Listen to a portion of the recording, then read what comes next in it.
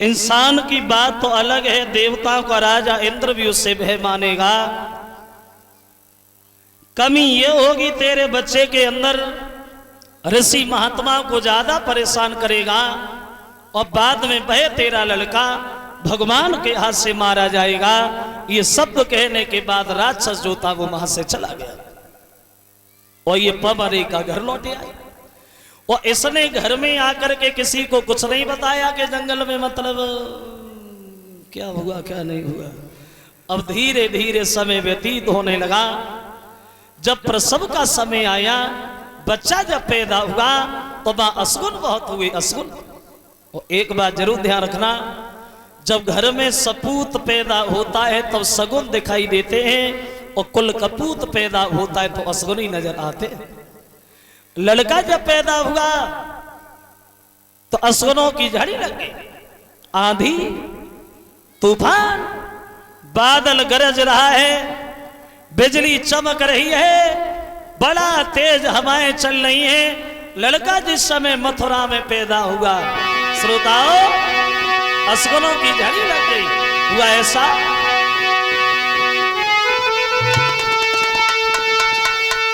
तो पैदा होते ही लग गए, वो आंधी तूफान मचाने लगी और बिजली चमकी, आकाश हिलो, एक महाप्रलय सी आने लगी।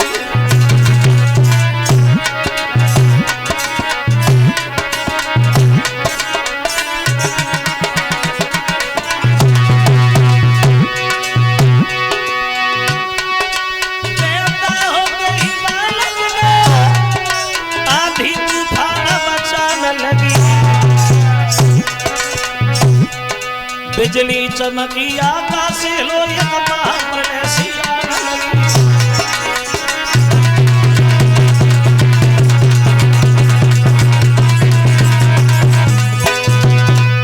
लड़का जिस समय पैदा हुआ और उसी बच्चे का नाम रखा गया है कंस।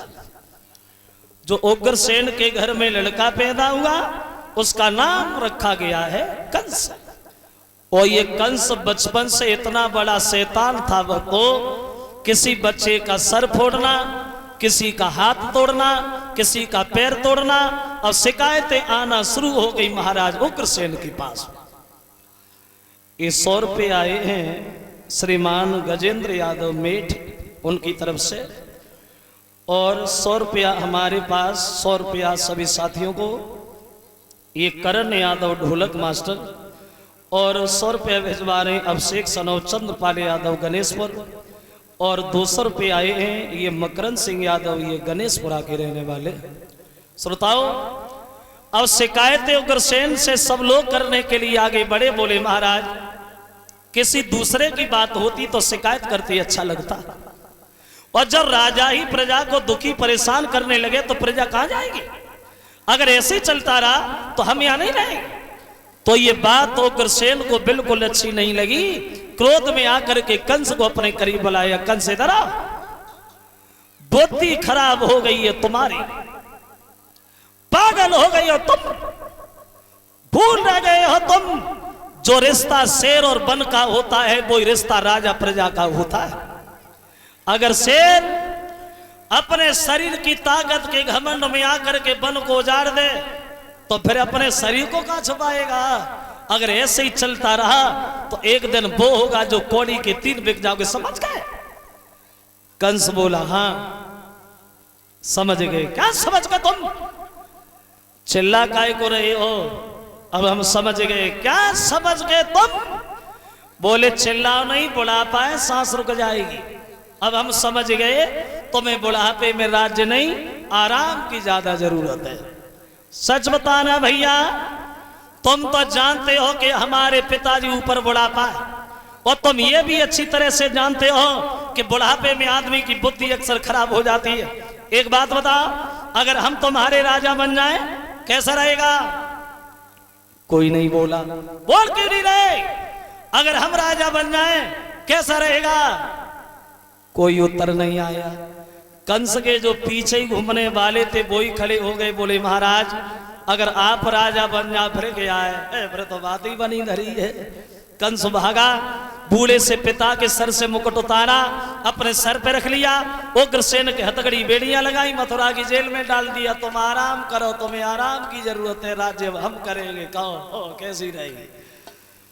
बैठ गया कंस गद्दी पे, वैसी करेला करू नी प्योर पोनी गो।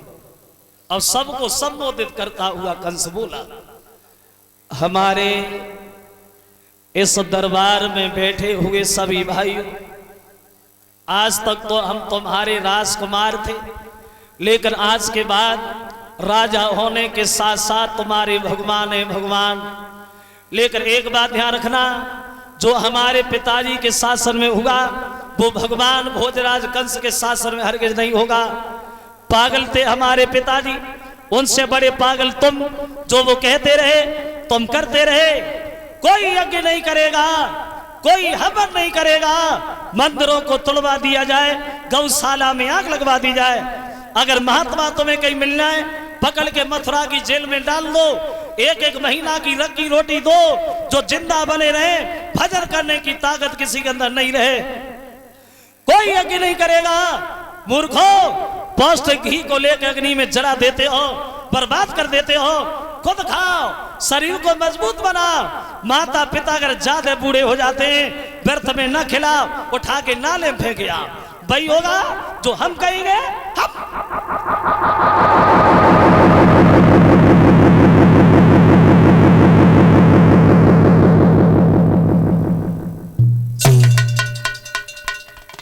कंस जिस समय राजा बना तो कानून नए नए तैयार होने लगे। वहां देखिए, तो अधिकारी भो जब कंस राज, तो कानून नए नए बनने लगे।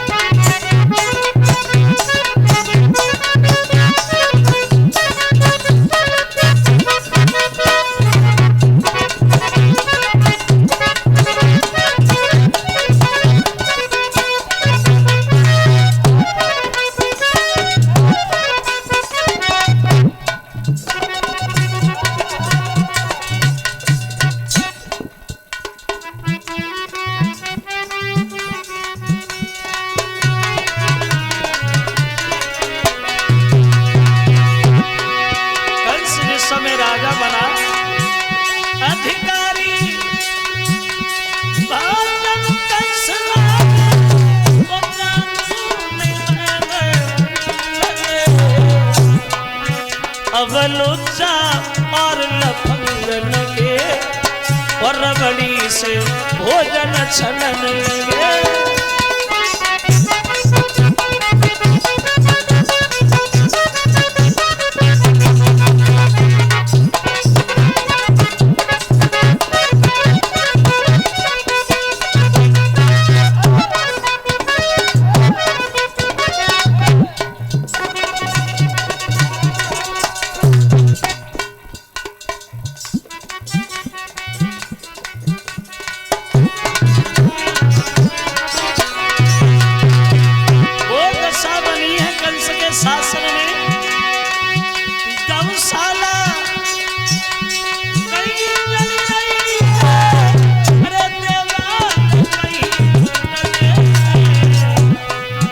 पड़ती है मार ब्राह्मणों पे, और ऋषियों के मार पीटते।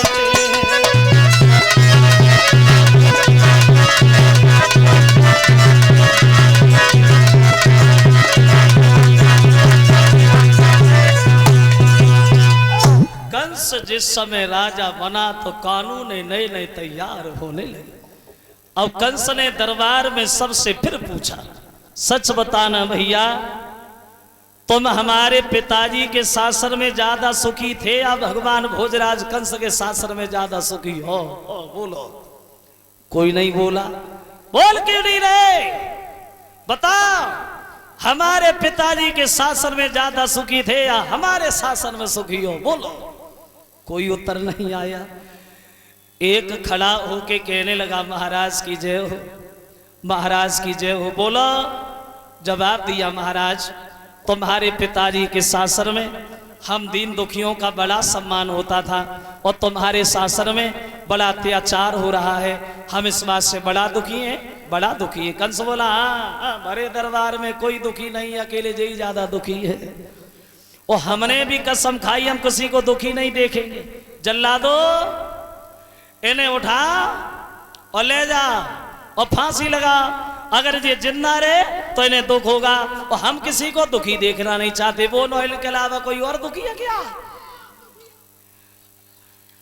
सब बोले महाराज कोई दुखी नहीं है। बोले होना ही नहीं चाहिए, हमारा अवतार के हुआ इसीलिए तो हुआ है, हम किसी को दुखी देखना नहीं चाह रहे। मेरी आत्मा ही जाने कैसी है।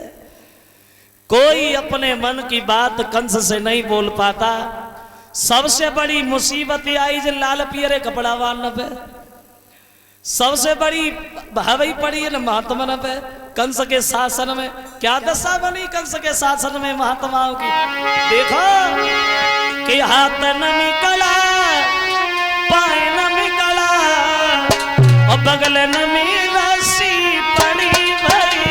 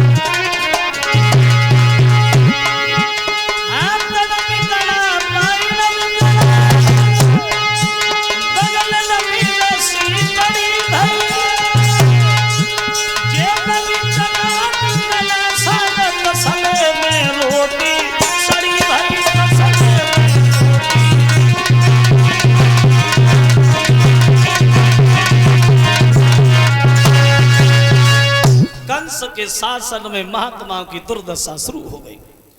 तो कंस ने शादी का प्रस्ताव रखा है तो किसी ने बताया महाराज मगध के रहने वाले जरासंध, उनके घर में 2 लड़कियां हैं, दोनों जवान हैं, तुम वहां चले जाओ शादी हो जाएगी। तो कंस चला है, बोले आज ही जाऊंगा, बिना लगुन टीका के शादी करके ही आऊंगा। चला है और जरासंध की जो लड़कियां हैं, अस्थि प्राप्ति नाम है दोनों का।